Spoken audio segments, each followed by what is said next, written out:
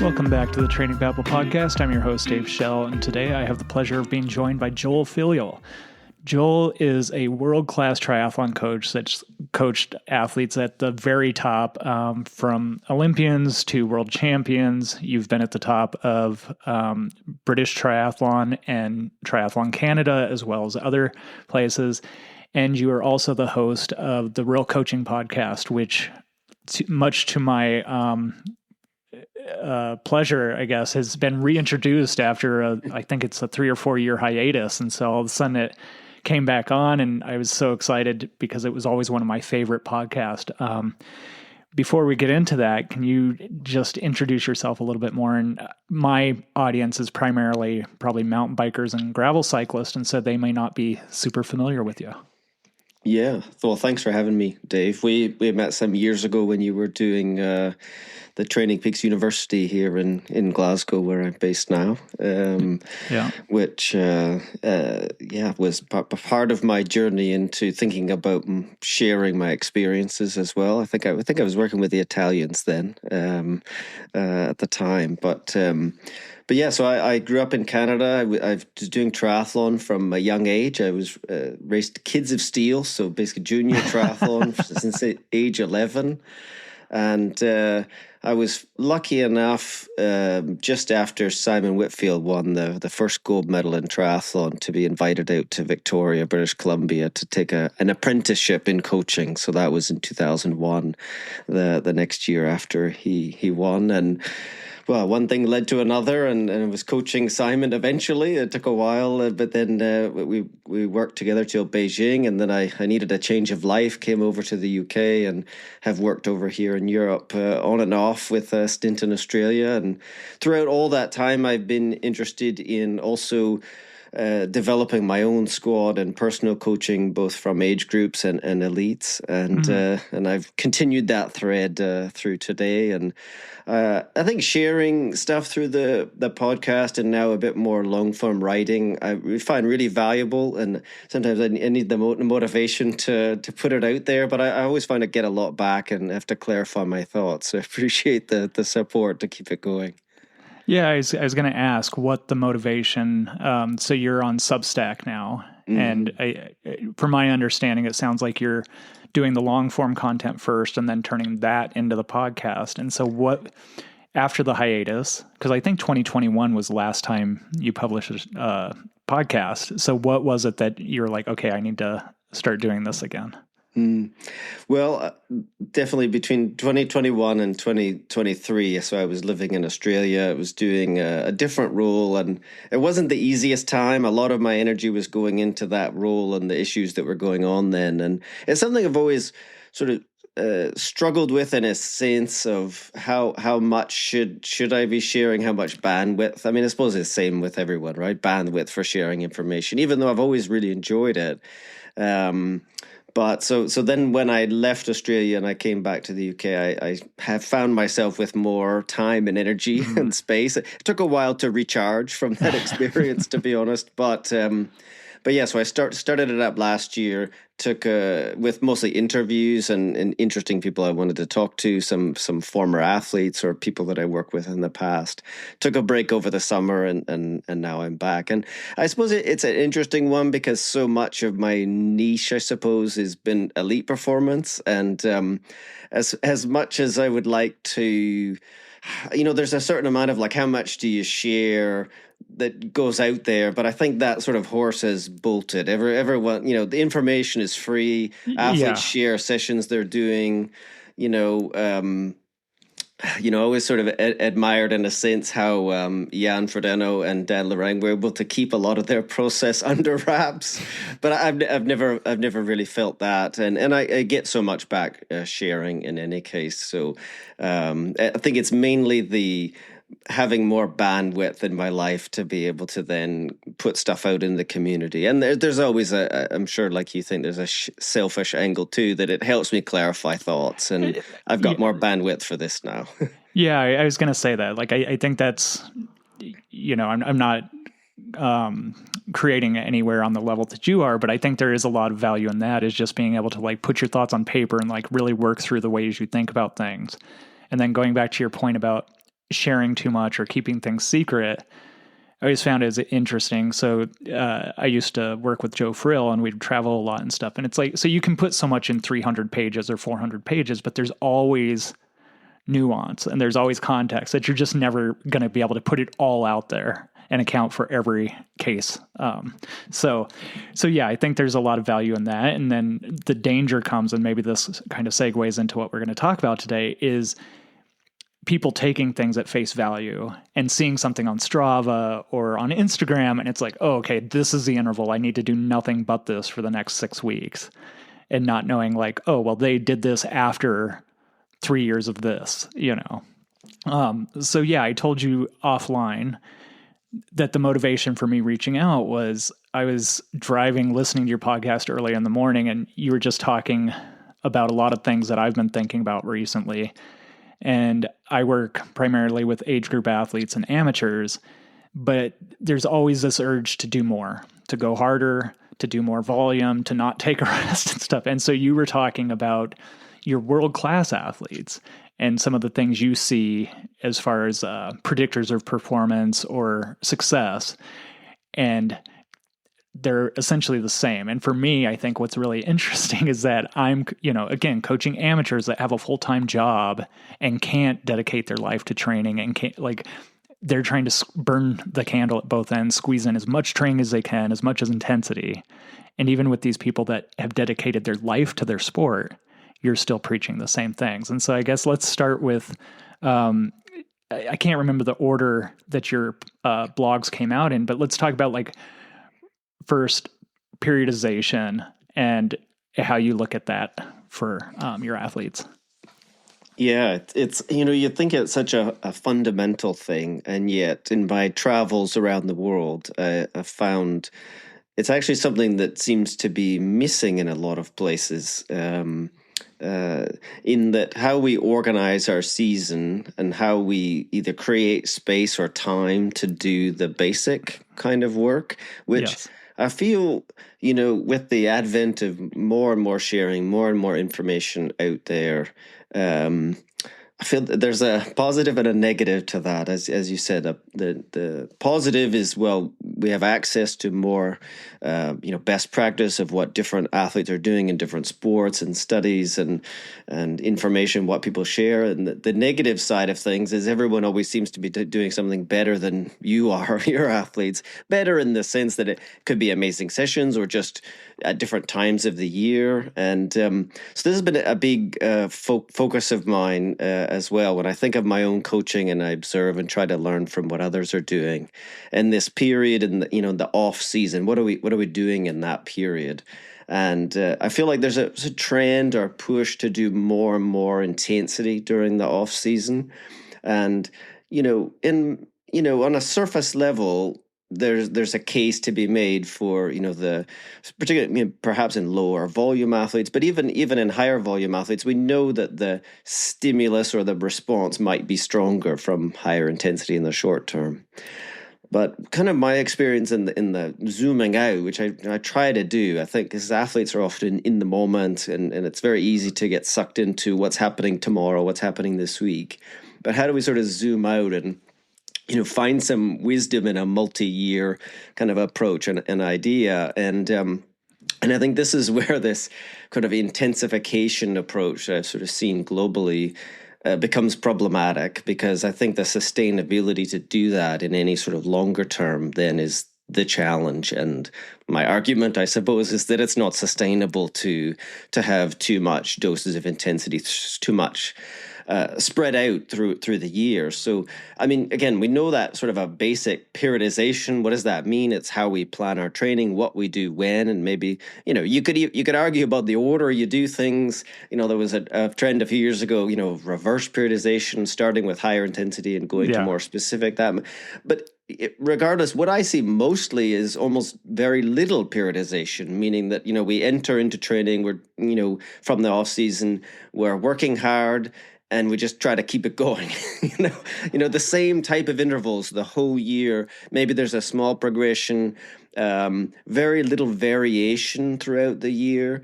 Maybe not giving space to sort of recharge in the second part of the year. So we're just trying to hold on. And okay, what does it look like? It often looks like pretty good early season form and then waning or fading in the second part of the year, which is often, of course, when the more important events are that our athletes want to prepare for and compete in to be at their best. And so it's been an interesting one. And I mean, sometimes you have to put the brakes on, and also for me, because it's very tempting. You want to see that the athletes are tracking and progressing.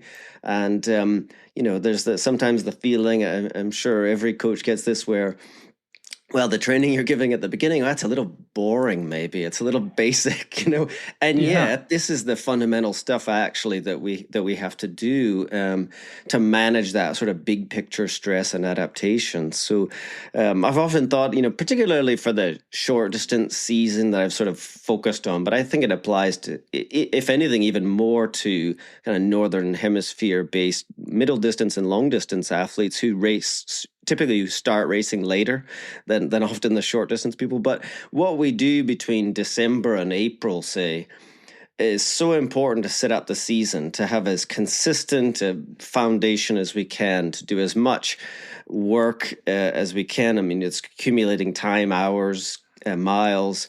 Of course, we're working intensely during that phase, but we're trying to be consistent and accumulate that over time. And I think that's the part it's very easy to lose track of that and to get carried away, and then we have nowhere to go. So that falls into that sort of progression. Where do we go from here? I'm always thinking about that. What's the next step? The next step could be, an extension in the type of work we're doing, duration or volume of intensity. But it could also be stabilization. We don't have to progress. Or it could be regression in the sense that we've got to take a step back before we can take a step forward. So there's a number of ways to think about it, but it's an important topic, and I think it's something that's been a bit lost in recent years. Yeah, and I feel like there's so many things in that in what you just said, and so we'll try to touch on a few of these things here. But it's like one of them, there used to be this idea of traditional periodization or classic periodization. And for most athletes, it doesn't hold up, especially for amateurs. And it was this idea that you start with 5 hours this week and 6 hours the next week and 7 hours this next week. And I think you said something when I was listening to your podcast, and this is the way I've always kind of thought about it too, is that, yes, we want progressive overload, but your body doesn't adapt that quickly. And it depends on what the type of the stimulus is. And so sometimes, especially with running, in my experience, you might need to stay at a certain volume for a few weeks so your body can habituate to that or can acclimate to that before you add on more intensity. And I think there's this pressure, especially when we're chasing metrics. And so whether it's higher power or higher pace or something, to always swing for the fences. Every session should be better than last. And it's like, that's just typically not how it is. Usually you're getting slower until you back off and provide that space. And then you might see that bump up in fitness. And sometimes you don't. I experienced it in swimming, where it's like you were just hitting your head against the wall over and over and over again. And then all of a sudden you'd see a breakthrough. And you don't know, like, it just doesn't happen linearly the way we would like it to. And so I really like the idea of you talking about providing space. I think that's such a great way to frame this. And the other thing that I've seen over the years is there's the mental part to it too, where you just burn out. So it's like, even if you are super fit and you can handle the load, you get to a point where you're burned out before your A races or your key races, and you're just not motivated. And so that fitness isn't doing you a lot of good anyway. And so I'm curious how you manage that with your athletes. Yeah, those are really a couple of really good points. That the psychological cost of the type of work we're doing, I think, has a significant load that has to also be periodized and understood, which is underrated. But as you say, everyone has this experience or has observed others. The mental load of working hard for too long of a period of time, of not just being able to back off and take it easy. then the other part that you highlighted was just how we organize things in a bigger picture, and sometimes there's a plateau that's a normal part of development process. As hard as it can be sometimes to accept or go through that, but what gets us is sometimes we're in this plateau phase, and every athlete goes through this, I think. But we become impatient, and then we want to change something, and then we can get off actually on the wrong track instead of sticking with what we need to do, because we need to think from a year's perspective, which is hard to Right. do. But an example that always comes to mind is when I had a young Australian called Jake Birtwistle that joined the group, and it was 2017, but got very good athlete. Oh, he was already good, but but as a bit younger, it was obvious at the time that while he could do the same quality of the training, he wasn't able to do it as consistently as the slightly older athletes. So he would need more recovery. So inevitably, we bump into this wall. We'd do a couple of really good weeks, and then we'd have to take unplanned recovery built in, because you could see he Right. wasn't Yep. recovering. He's not adapting. He's getting more and more tired. The quality starts going down. And it took him, I would say, a year to be able to train on a more consistent basis, similar to the athletes that are a bit older than he was. So at first we started. I mean, it was sort of a training error, a coaching error from me, that I wasn't seeing it quick enough. So eventually we had to back off the doses of intensity for him, so he could recover and be consistent as we wanted to be. But it was interesting, a year later and another year after that, he was able to then train at a similar level to the athletes who they just had more miles in the bank. They were fitter, stronger, they could recover better, and that was the difference that we could see.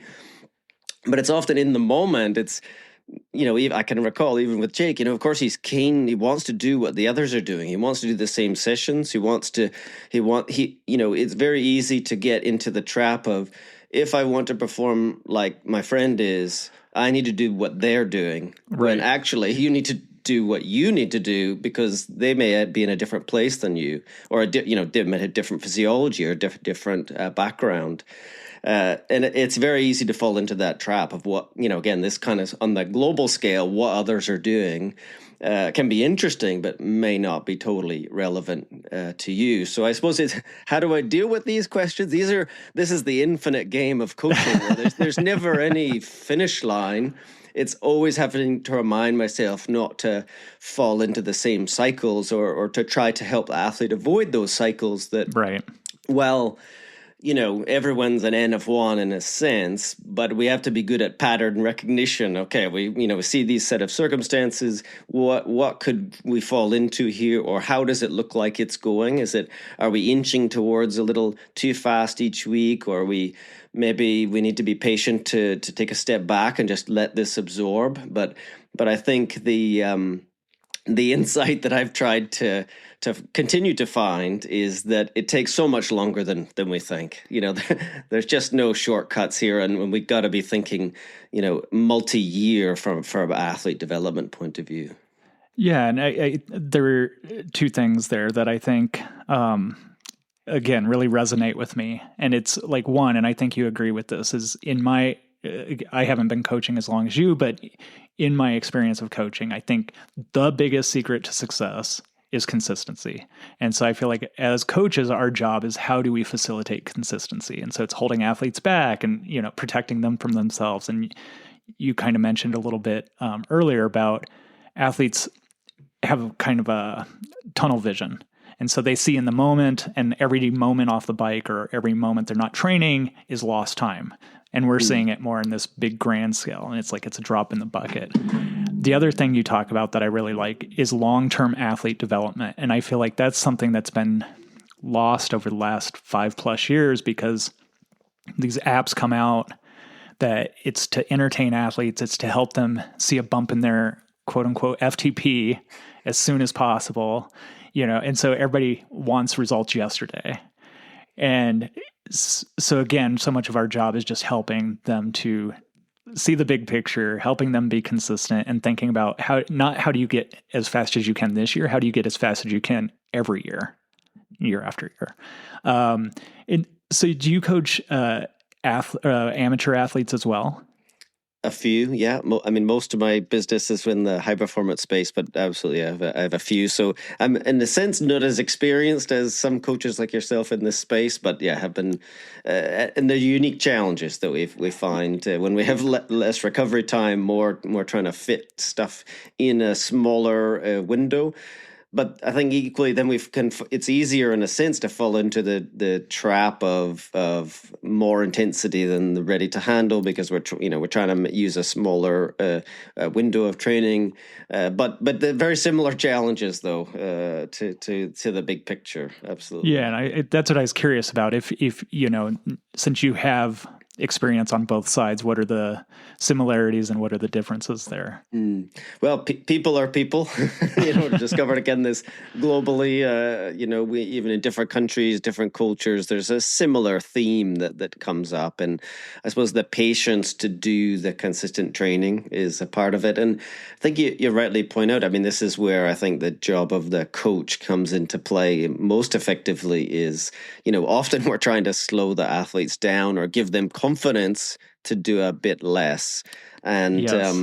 That I suppose the more we make our messaging consistent with that, we don't get too excited when the numbers are really good, but more cautiously optimistic. And if we reward overdoing it, then that's what we're going to get. So often it's putting the brakes on and in community. And I think they're not easy messages, I think, always to understand or communicate, because it's hard to think big picture. It's hard to think second and third order effects. What happens if I, go a little too hard today on the track?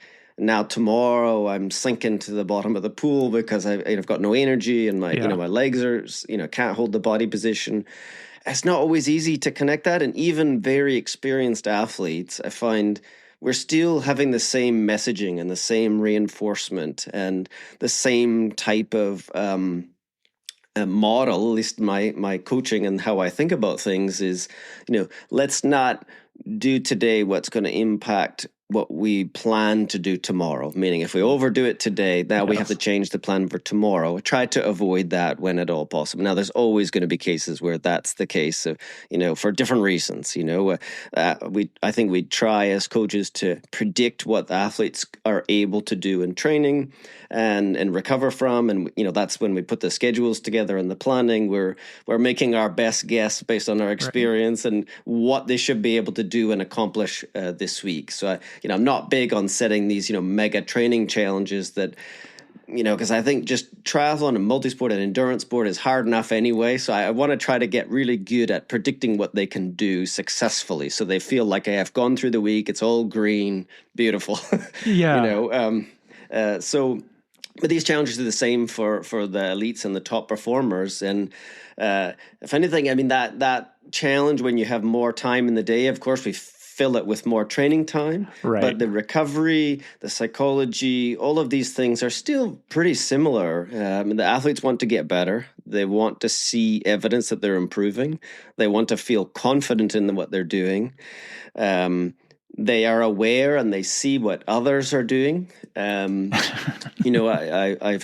probably heard me talk about the concept of Stravanoia, so being paranoid from Strava, and I've had very high level athletes who have become anxious about what they perceive other athletes are doing in training. And Absolutely. so they see the and this is not a specific example, but it's one that I'm sure, in my case, but it's one I'm sure everyone has seen. A few years ago when they saw the Norwegian boys run a full marathon, the week before Kona, and you're thinking, well, that's an edge case.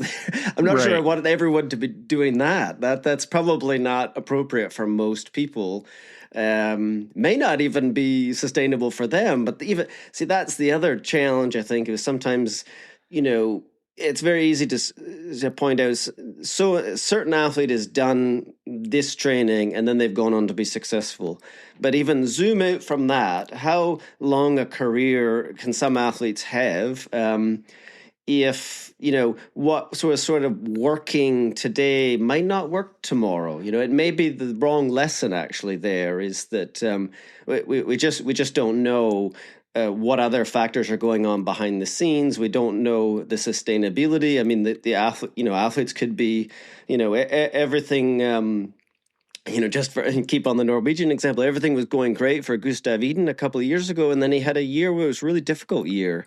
Yeah. And there's all different reasons why. It's not necessarily because of any particular error or not that he made, but you just don't know from a big picture what the context is. So I always come back to like, what's the principle behind what we're doing, and try to keep that sort of patient, consistent approach, and to take the sensible next step. What's the next step from where we are? Yeah, and so a couple things pop into my brain here is one, I think, and you know this better than I do, but like another example I think of is the Brownlees, where there was a period, I think leading up to was it the 2012 Olympics or something, like they were everything and everybody was trying to like copy what they were doing and everything. And then after that, as they tried to transition to longer distance, they didn't see the same success and they dealt with a lot of injuries. And you know it way better than I do, but that's kind of what pops into my head. But I think the other thing that we constantly deal with is a paper comes out and this new training method, this new interval, this new whatever, and everybody wants to do it and everybody starts doing it. But it's like, I was thinking about this the other day. It's like sticking with the things that have stood the test of time. It's like, maybe this isn't sexy, but we know this works because it's been proven over the last 50 years versus this other thing that, yeah, it might get you quick results, but what are the long-term effects of it? Totally. Very timely on your Alistair insight. Just today I've written a piece about, it was inspired by Alistair and Jan Frodeno's discussion they did on Jan's new podcast called Going Mental.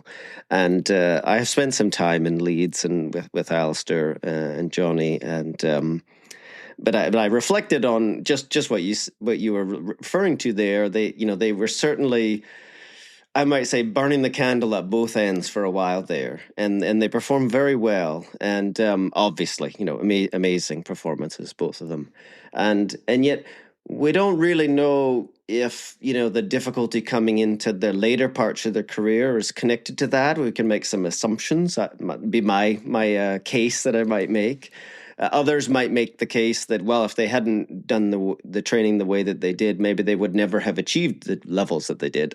I don't know. Nobody can know that.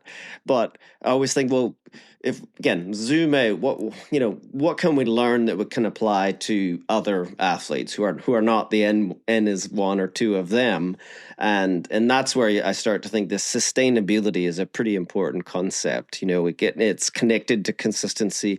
Everyone agrees consistency is important. I don't think there's not a coach that you'll find that doesn't say that. But it's like, what does that actually mean in practice? How are we delivering and organizing, planning, periodizing our training so that we can achieve consistency? Because we know, in that podcast, I mean, Jan talks about a dry spell of years from not winning, where he was struggling with injuries and had one after another, and the secondary effects of when you enter an injury cycle, you can end up with compensation injuries because you're moving differently, and the impact of that loss of training. I mean, we most often see it with running. It is significant. I've had an athlete recently, the last few years, who just entered an injury cycle. And when you look at his training over 3 or 4 years, there's just so many missing blocks of running, and it's so hard to build that back again. And of course, in the moment, if we could walk it back and avoid that overload that caused it, we would. But it's just that impact is bigger than just that one incident that happens. It can end up in a chain reaction. And I mean, and we know for young athletes, the the best indicator of future stress fractures. For example, common running issue is previous stress fractures. So once you enter in that cycle, it seems like it can be a recurring type of injury for those athletes. And that's because of deloading. It's because of all different reasons. Bone density. But the point is, like, how do we avoid going into those Right. phases? How do we, if at all possible, avoid the type of mistakes that we have seen over time? As you said, time is a great test of training methodologies, and much like you're alluding to, well, I'm keen to keep learning and not be complacent and, read the papers that are coming out. I also find myself thinking, maybe I'll just let some other people explore this space for a while. Let them be the guinea pig. If there's a methodology that is effective, if we lose a bit, we don't have to be the first movers on everything. I think there's that feeling also that, that we've got to be the quickest to react and respond to whatever is new coming down the pipe. And well, I don't see performance coming from, it's the problem of the success in a way of British cycling and the marginal gains mythology, the aggregation of marginal gains. Obviously there was some truth to, better mattresses on the road help performance, but it misses the point of that they had to be doing a lot of other things right. In order, you're not going to win just because you've got a nice mattress in your hotel room. You've got to have a lot of other things that go really well, and that's the lesson with most sports and teams. That transcend any one particular sport is consistency, doing the basics well, and I always say that doing the basics well is really hard. If I think of all the problems that I may have,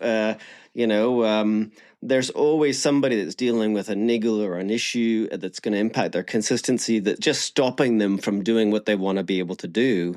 And it's so fundamental. If you can't improve if you're not able to participate in sport, or if can't improve your running if you're not running at the moment, or not able to train because you're trying to do too much and you're too fatigued all the time. So if you can't practice your sport, you're not going to improve as the principle. And let's try to avoid those errors. But I've always liked technology, and I've been interested in I've been a technophile.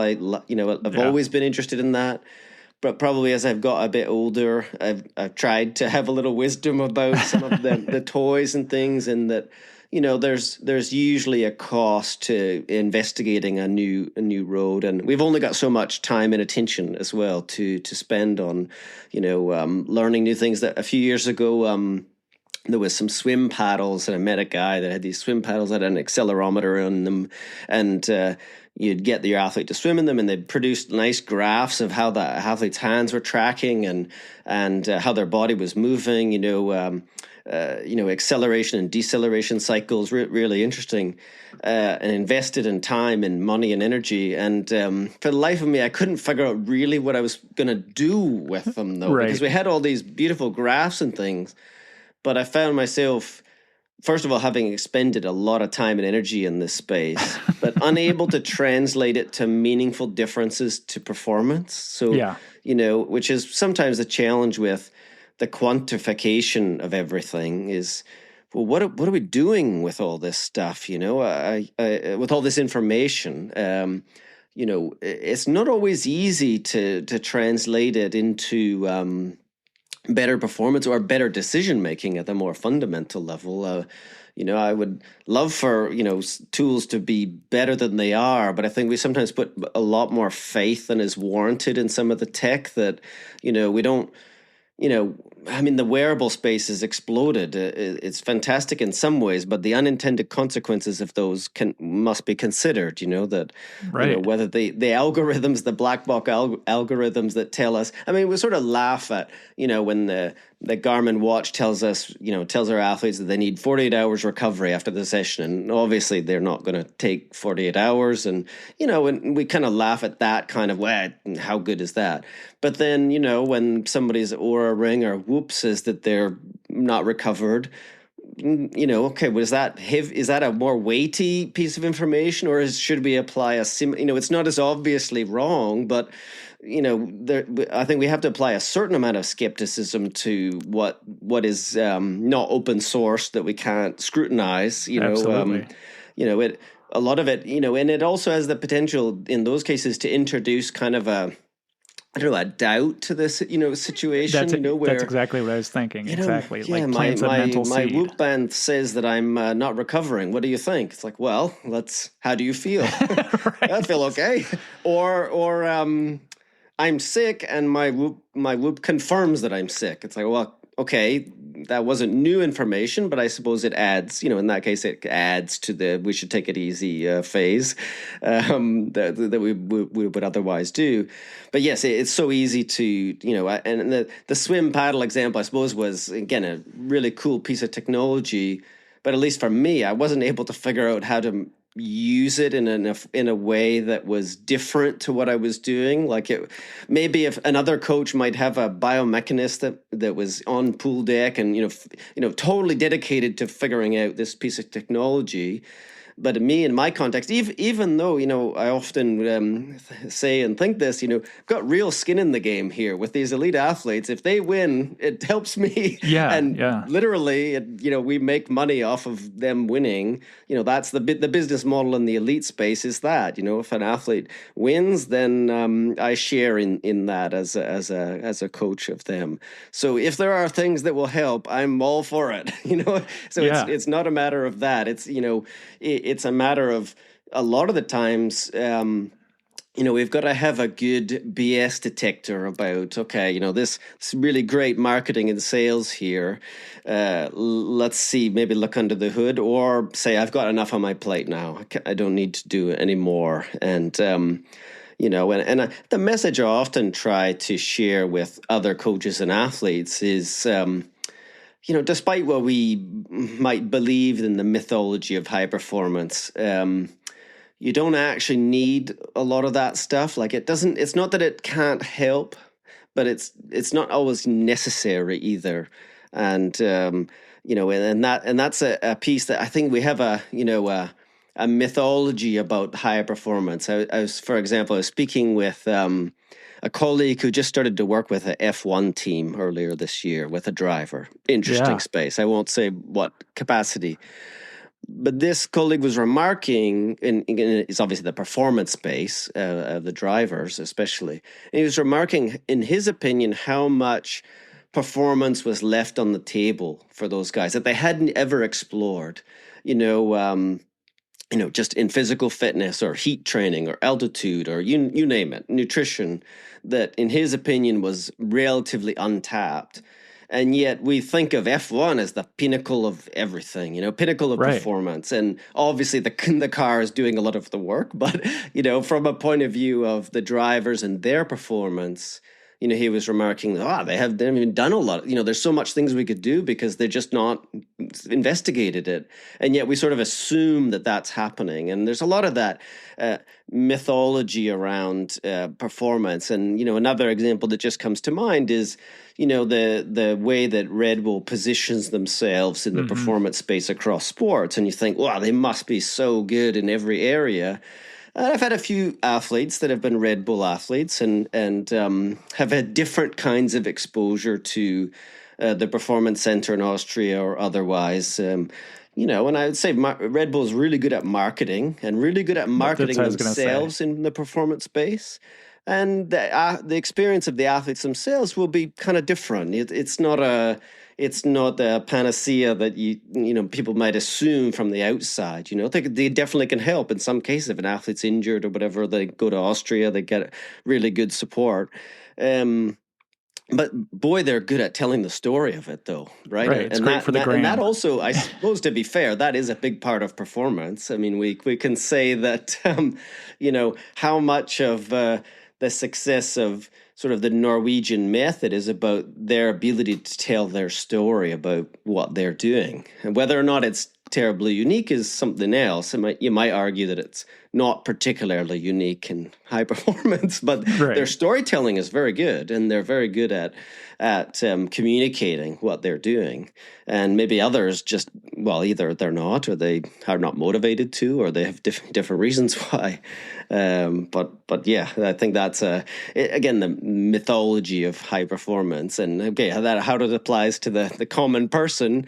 Well, fundamentally, the principles of performance don't change drastically as you move up the ladder of performance. It's still people, it's still psychology, and we're dealing with constraints, outside training factors, so many things that are actually really similar. Well, and I think that was one of the things that was very interesting to me when I was traveling a lot for Training Peaks, and I would have this opportunity to meet with coaches from Australian triathlon and Australian cycling and British triathlon and British cycling, like at the very top level. And what I found is the higher up it went, the simpler it got, because it's like they had so much time or time to experiment and a bigger experiment pool. But then at the same time, like they didn't have the time to chase every shiny object. And so people coaching age group amateurs and stuff like that, they have all the time to buy every new device and like chase all these shiny things. Right. And the other thing I think about is when a federation invest all this money, or Red Bull invest all this money in all these machines, well, then you feel this pressure to use it, even if it's not actionable. And I'm thinking about a specific example here where I was talking to a pretty high level coach who coached a world-class triathlete, and they would like have to go do this stuff for the federation. But then when they leave, it's like, okay, now like back to training. Let's get back to work because we've signed off on what we needed to do today, So I have one more question for you, and then I want to talk about your Zone 1 article that you put out. So in talking about the amateur versus elite athlete, I think the other thing we need to kind of like take into consideration here too is we were talking about like, okay, these things, like what are the long-term impacts? And with amateur athletes, maybe the goal isn't to be the best possible athlete you can, because you also have a life you need to live and stuff like that. And so, yeah, I'm curious how you approach that with your athletes, because maybe you do have this one Olympic cycle. This is your one chance to get selected and to possibly medal. And if you don't, then that's it, right? But like most amateur athletes, that's not what they're dealing with. And so I'm just curious how you balance that with your elite squad. Yeah, I mean, even if there is one cycle, though, it doesn't still, I mean, that doesn't mean that we can take more risks. What it might mean is that they invest more time into being in the right place, to being in the right environment.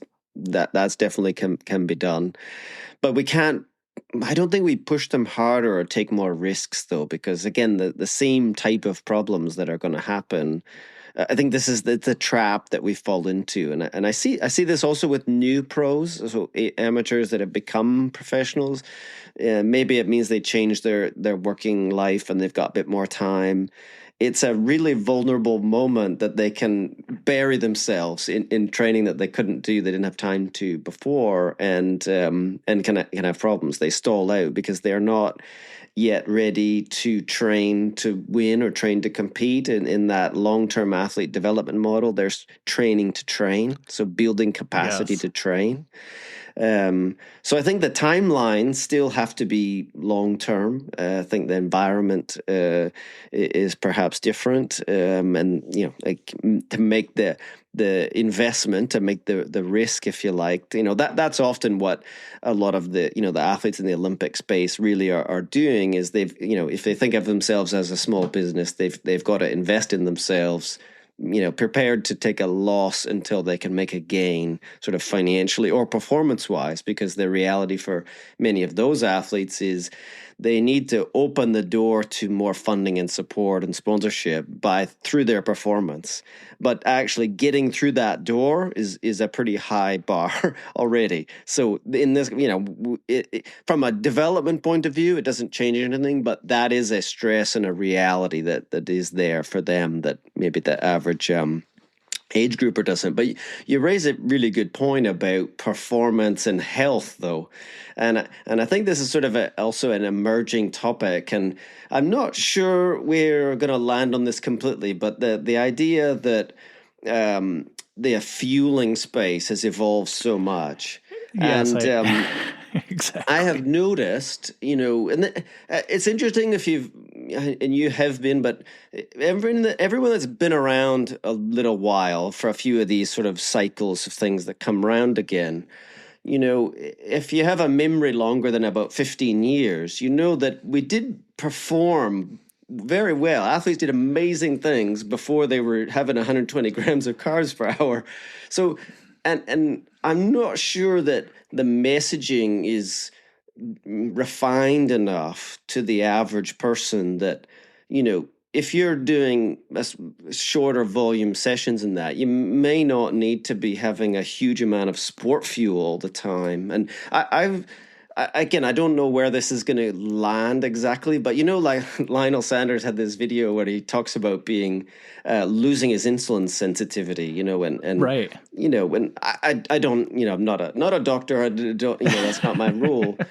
But I do wonder, with the normalization of high sugar diets, this is going to be a good thing in the long term for, obviously there's a segment of the population that is absolutely totally appropriate and can help performance, and, but I'm not sure that we want to modeling everything that we're doing on Tour de France riders that are, Right. this is an edge case. Even for sport, it's an edge case. I mean, what other sport do they compete 3 weeks in a row for 5-6 hours a day? This is not a usual case. And, when I've seen some otherwise very intelligent people sort of diluting it down to, I'm a masters athlete. I should be eating bags of Haribo all the time. And I'm not sure that is necessarily the right messaging. And it just made me think of what you're saying about health wise, that I like this. I'm interested in this concept, and I'm not an expert in this space, but I'm interested in this concept of metabolic flexibility and being able to either burn fat or carbs. And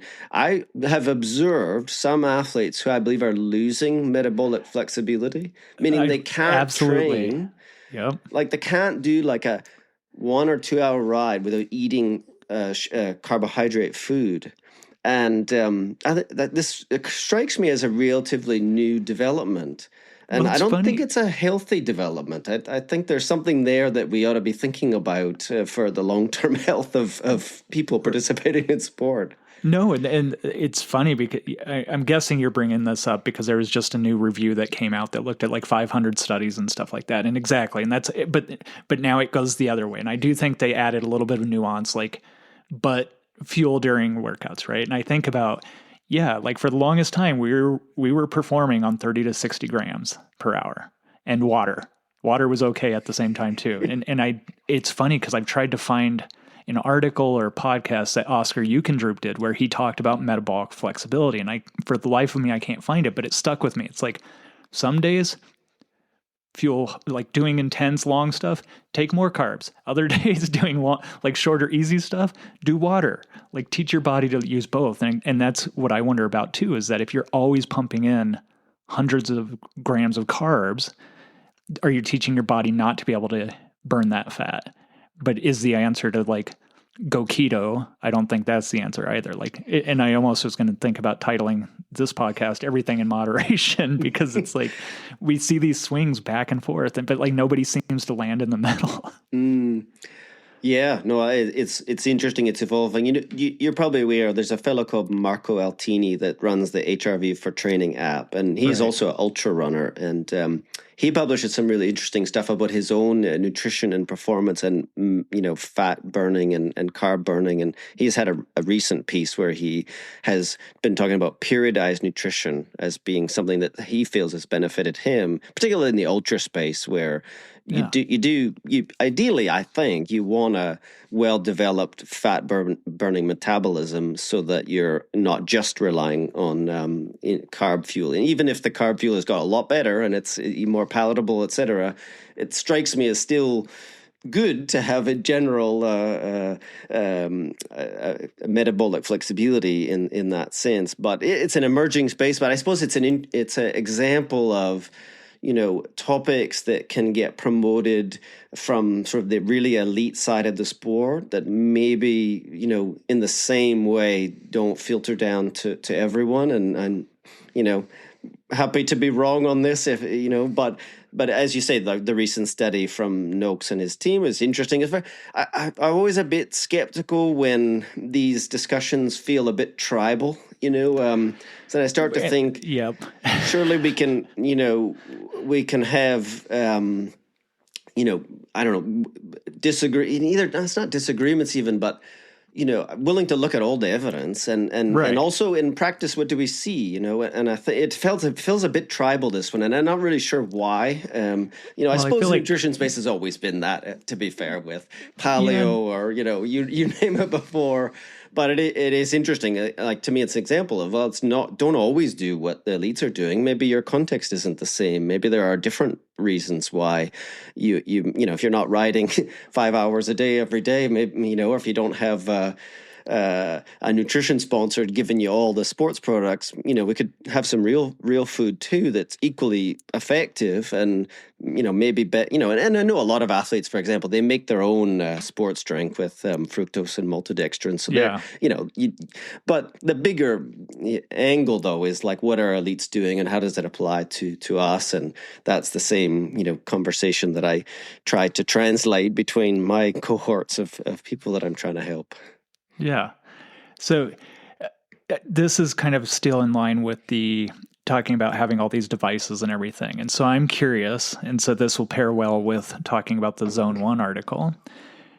I'm curious how you're measuring intensity. Like, are you out there doing lactate readings or anything like that? And then one of your articles, and this is the one that I find really interesting because I think it's so confusing, where it's like there has been all this focus on zone 2. And that's another one of those things with everything in moderation. Like, not only zone 2, you should also do some hard stuff. But I think the thing that comes about is, one, what is too easy?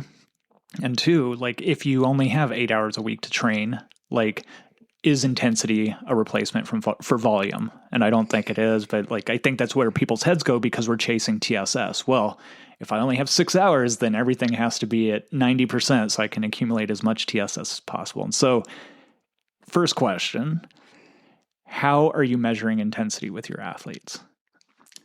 So it's primarily old school via RPE.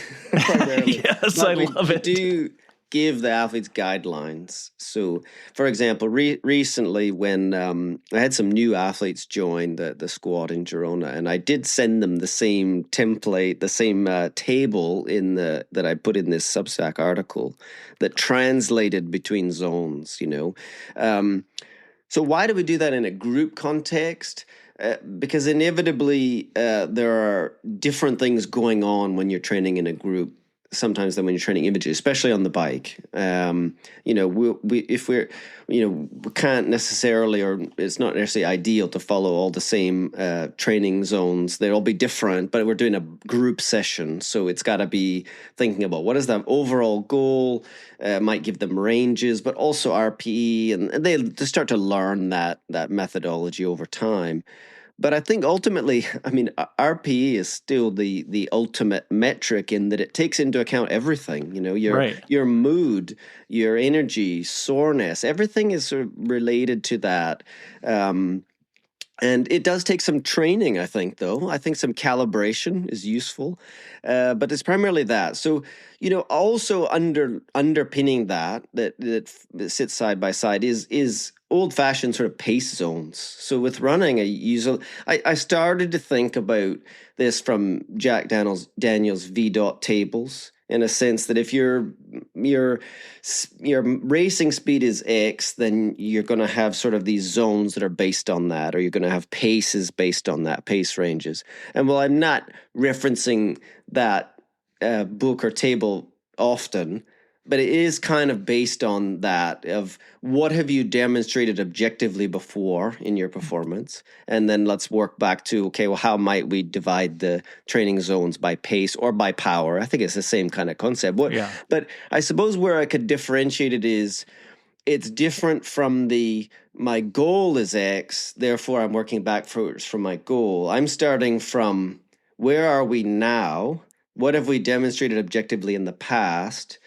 what is appropriate for our physiology and our current state right now, Yeah. not where we want to get to. Because it's not, the stress response model, there are some flaws to that, because sometimes the same stress doesn't give you the same response. Right. It doesn't work. And I think there's a book that's out called The Nature of Training by a Spanish author called Manuel Sola. Sola, maybe I'll correct that name later, but Manuel. But the book is there's a lot there, but it basically is about the imprecision of sort of the threshold and zone. Does a threshold exist? This kind of Right. thinking. What happens if you're FTP -5 or FTP +5? Are the stimulus really that different? What's happening there? Obviously, +20 is different, -20 is different. But this idea, I like that our training zones are ranges based on a kind of stress we can anticipate. And we don't actually need or desire too much precision there. That actually we don't need it. And even there was a really interesting study that was comparing the periodization models, I believe it was periodization models, effectiveness of pyramidal versus traditional versus polarized. And if I'm correct in remembering this here, the difference between periodization models in effectiveness was roughly the same as the day-to-day variation that you could expect in performance. It was something like 5% or something. It's stuck in my head. Yeah, exactly. But my takeaway, I suppose, was, okay, different periodization models can work for different contexts as long as there's periodization, because that's, Yeah, variability, right? Like you can't have the same stimulus all the time. Sure. Yeah, you're not, that's not periodization. But it struck me again that this concept that there is a day-to-day variation that we have to accept, and that, and I often see this, one of my favorite sort of bugbears is too much time in erg mode. And depending how athletes set it, right? Because athletes, motivated, always set it at the top of the range. Yeah. And I say, but that some days that's just going to be too hard. Right. And we probably could get what we need if we put the middle or even the low end of that zone. That might be the right stimulus on the day. But if you crank it on erg mode, you got one power output, and it produces beautiful graphs because they're all so power.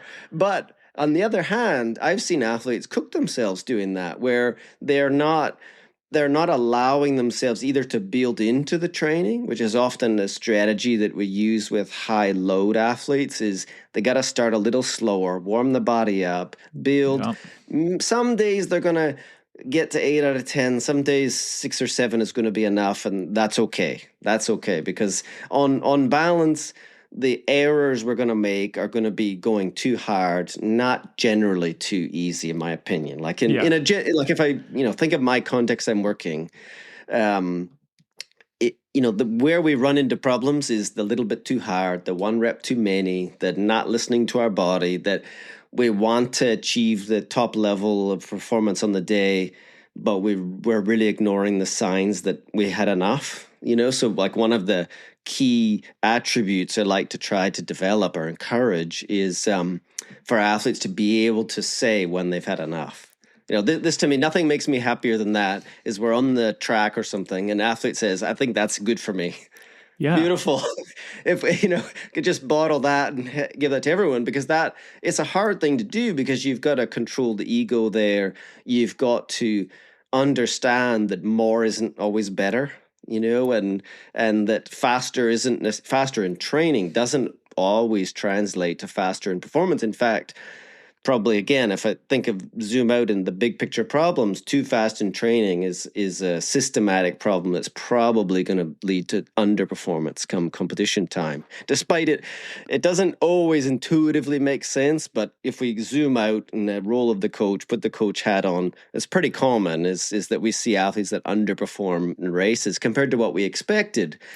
Where do those expectations come from? Well, we're reinforcing it every week by just pushing a bit too hard all the time, and then we're surprised. Oh, how come that's not translating? There can be different reasons why, but one of them is that we're just training too high of an intensity all the time. But it comes back to this like appropriate intensity for the level of the athlete, and based on what they have demonstrated before, depending on the time of the year. So we're gonna dial back the intensity at the beginning of the year when they're not as fit, and we're gradually create space to ramp that up relatively, right? Through the course of a cycle of training cycle or periodization. But so I'm interested in lactates, and I started way back in the day when I was living in British Columbia. There was a big theme at the time in the early 2000s. I think it was, well, maybe it's a bit tainted now, but Ryder Hesjedal's coach, I think, was from BC, and he was really into this, and I was following that space. I'm not averse to doing it, but also with a group context, I'm not sure it adds a lot of value back, because what it tends to do is, unless you got a team of people there to do it, or the athletes are doing it individually, but it can very easily go into a distraction kind of context where we're all focused on getting the lactates and preparing, and that we're not paying attention anymore to what's happening, or what the athletes are saying. And so there's a time and place. I mean, I think with some individual athletes, if they want to do it, I'm happy to use them, but I also don't feel like I have to use them, because I feel like most often the feedback I give them is, we got to slow down. Right. It's the same feedback. So I'm not averse to it, but it's just not been a foundation of my methodology for practical reasons, as well as, again, like what are we going to learn that's going to be different versus the kind of the opportunity cost of doing it. So I know it's really not the done thing at the moment. Everybody wants to measure everything, but in this space, I'm sure you saw in the last year there was a study that was comparing the accuracy or validity of portable lactate meters. And it was pretty widely different, I would say. The conclusion of the study was, you need to go in a lab to do the old school, the way they do it with little glass tubes. I can't remember what that's called. Capillary tubes. Into a machine. Those are the gold standard. But portable lactate machines, they can vary. But it's, again, I think in this sports science space, we sort of take for granted the calibration of our tools, and then there's a variability. Not to say, again, it's not wrong to use them, but I think we do have to keep that in mind, that we're not as precise as we think. And then if we zoom out again from that, I'm not sure it's a better tool than what other tools we also have in order to determine FTP, or are we at the right zone? There are other tools. It's not it's a window into what's happening, but it's not the only one. So that's, I guess, how I've thought of it. And there are many that are really keen on this and using it. And I understand it's motivating for athletes. Sometimes this kind of space, they like doing stuff like that, but it's just never formed part of my process for practical reasons. And then, so I've never developed a dependence or need to do it regularly, if that makes sense. So it's just not what I'm reaching to in my coaching toolkit. I've got a machine here. I've got all of the strips and everything, but the problem is then they start to expire, and then I'm like, I got it's expensive too. $150 in strips over there that have just expired. No, but exactly. In any case, yeah. No, other opinions are available, but that's just not been my process. No, I agree with you 100%. Where there's this risk of false precision, and we put so much faith in devices and metrics and all these things, but we talk about the day-to-day variability and the error rate and things like that. And it's like the one constant in my experience has been RPE. And it, like you said, it accounts for everything. It accounts for motivation. It accounts for heat. It accounts for fatigue, all those things. And yeah, you need to get the athlete to calibrate that. And I think that can be the harder thing sometimes.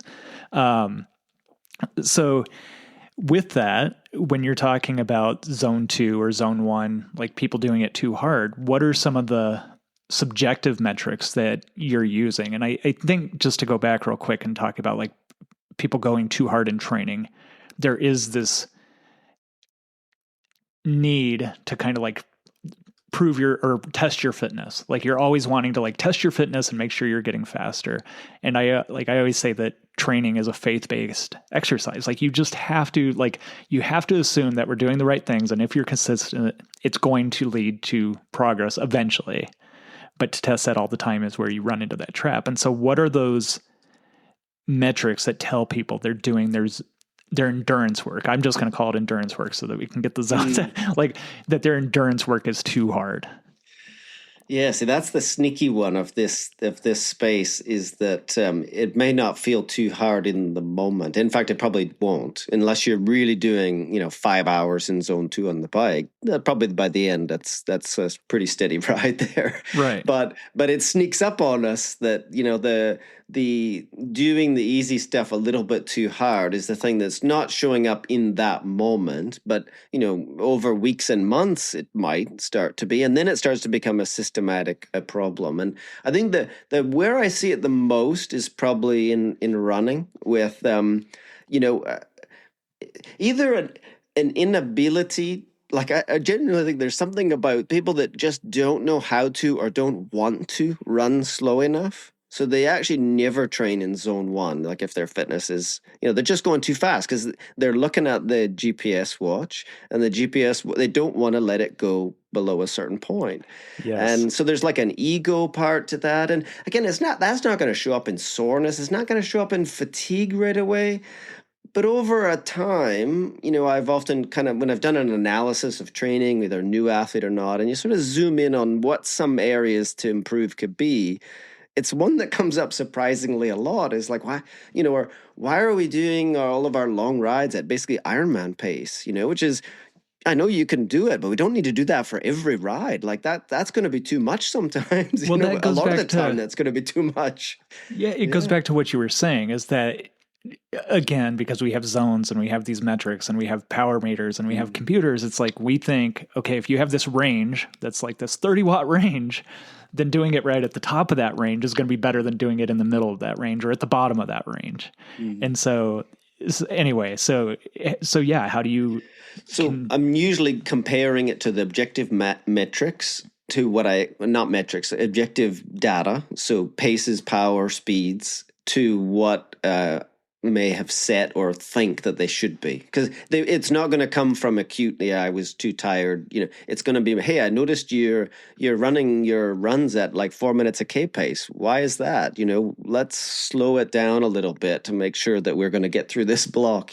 It's more subtle like that. So it's not based on the RPE in the moment. It's more thinking about where should we be, what am I seeing them doing, and then trying to give them some feedback. And even again, not everyone listening to this is probably doing group training, but like often I see this, we might be going to the track and we might have 3 or 4 different individual sessions going on the track, but everyone's warming up together, and you're like, but your warm-up pace is not the same. I'm there's sure probably going to be 30 seconds a mile or more that's going to be different. Yeah. You got to run at your own pace for the warm-up. And I've seen people they arrive, for example, at a session a little bit more fatigued than they should be. And it's subtle, but it's there, and it's, again, when we think in big picture, this accumulates, and, easy's got to be easy. So, you could go through, can you talk? Can you, breathing and other things. So there's a learning to it. But I suppose, how I'm looking and noticing that is not necessarily from any sort of fatigue. It's from comparing what we're seeing data-wise to probably where they should be, and noticing, and maybe making a comment, or maybe it takes some time before you sort of, is this was it a one-off, or is this all the time? Yeah. And then making that comment that maybe we ought to chill out a little bit more, and that's going to be good. I think where this also came from, in addition to sort of the zone 2 hype that sort of came out of, I assume it's coming out of Inigo San Milan and right. Pogacar. he's got apparently a really wide zone 2 where and smaller space steps above, where not everyone has also got that amount of space either, that they can, he can go pretty fast at zone 2, and that says something about his own physiology. But again, it sort of infected everyone that, they're sort of overestimating kind of where their zone 2 is, or even if they're actually measuring it, they're getting LT1 in the lab, and then, but again, you don't have to be at the top of that, and it's the kind of thing that can sneak up on us. And again, the common errors of seeing are doses of intensity that are just too high. That's one, and then the other one is doing the easy stuff too fast. Right. And what it is, it impacts our ability to be consistent, because then we're, what happens, I think, in this space, and it's also come a little bit, I think, from there was an era, and I don't know if we're out of this or not, where, there was talk about sort of junk miles or gray zone training. And and then the desire, well, why should I, waste a run doing easy run when I could do a session kind of idea, I know a number of young athletes, and I hate to see this, but, they do 3 runs a week and they're all hard runs. And I'd like, whoa, how about we inverse that? How about we, first of all, we try to run more, but only one of them maybe is a hard run. Maybe that's a better place to start.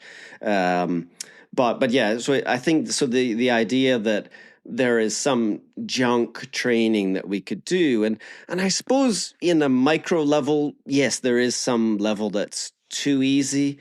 But I prefer to think of the context. For most people, we want to move as much as we can, move our bodies. We already sit too much. We don't walk enough.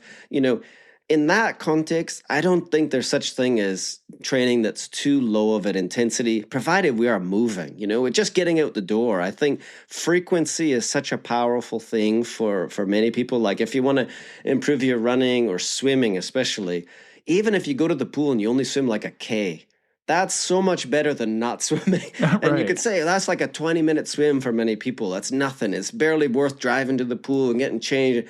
But it is worth it because you're moving. And, this is important for mechanical skills, for metabolism and health of metabolism, which is a big thing for Pogacar's former coach, Inigo San Milano, is all about metabolic health, right? It connects to what we were talking about before. Move as much as possible. Like we just do not move enough in general. So I never really sort of bought into that, especially with running with the mechanical load of even slow running. It's still a fair amount, this. When anyone starts running, I mean, even just a short run, you can get sore and, you feel, and then eventually, of course, you adapt. But even slow running as a mechanical load, and I don't think that there's a wasted, maybe it's low intensity in general, but if we accumulate more of it, that's good, So that's how I'm sort of looking at things, in that we want to move. We want to, in the ideal world, so where you were saying before, the time-limited athlete, one of the problems I think that we have is, in the coaching space, we get exposed to very motivated athletes who are quite time-limited often. Yeah. But we're also, I think, I don't know how to phrase this, but there's a certain amount that you just can't compress anymore. Right. Like if you've got high goals and you're an ambitious person, which a lot of the people that are going in coaching are, that's why they're getting coached, because they're ambitious people that want to achieve things. But if you tell me you've got 5-6 hours a week, there's not a whole, I mean, we'll maximize it. We'll try. Yeah. But, realistically, we need more than that, to achieve what you want. And there's always going to be outliers in this space. Like, for a few years ago, I forgot the guy's name, but there was a guy from, I think, San Francisco, who is a really great age grouper, but didn't train very much. And he was often a case study, in coaching. But I just thought, he's probably a really talented guy that maybe he could do even better. And we just don't. Maybe this guy could be winning Kona, and he's training 9 hours a week, and that's why he's not. You just can't necessarily extrapolate. But I do think one of the challenges we have in coaching is like communicating what's possible on pretty limited time, and of course, it's in our nature to want to be optimistic and think we can really do a lot with very little time. But I think many people who with sporting goals are probably not exactly honest with themselves about what it would take to achieve what they want to. Like endurance training first of all, it takes a long time, years, and it also takes a lot of investment of the time, which is why Ironman is not the best entry point for most people, right? It's the thing that everyone wants to do. They want to go to Kona or Nice or whatever, but it's a huge commitment to Ironman time. Yeah. If you can't do a substantial amount of training every week, it's going to be a pretty hard day out there, right? And unless you're really on the far end of genetic talent. So that's kind of what I think is. We're trying to shoehorn in, into limited time, the most stimulus to get the most response. But I suppose the risk of that is it's not just energy usage, is it? Training hard is not just about how many calories you burn and the energy input, output. It's more stressful. Somebody that's been in the office all day and in stressful meetings or whatever, you try to give them an intensive session at the end of the day. It might actually cost them a lot more than somebody else that has a lower stress life. Right. And therefore it might not be appropriate for them to do as much intensity because it's just going to be too stressful for them, where, you still want them to move though. You want them to, get on the bike, get some frequency going, even if it's half an hour or 40 minutes, that's better than zero. But I do think, sometimes the connection between goals and what it takes can become a bit disconnected. Yeah, I agree with that 100%. And I could talk to you all day. I think I've been enjoying this conversation so much, but I want to be respectful of your time. And so we'll end it there. I'm curious, where can people find you? Either on the interwebs or on Substack? Where can they find you? Substack is good. Appreciate the support there. Everything is free there. Although happy to, if somebody wants to become a paid subscriber. That's not the point. I'm totally doing it for the encouragement to put stuff out there and share content and share my thoughts and experiences.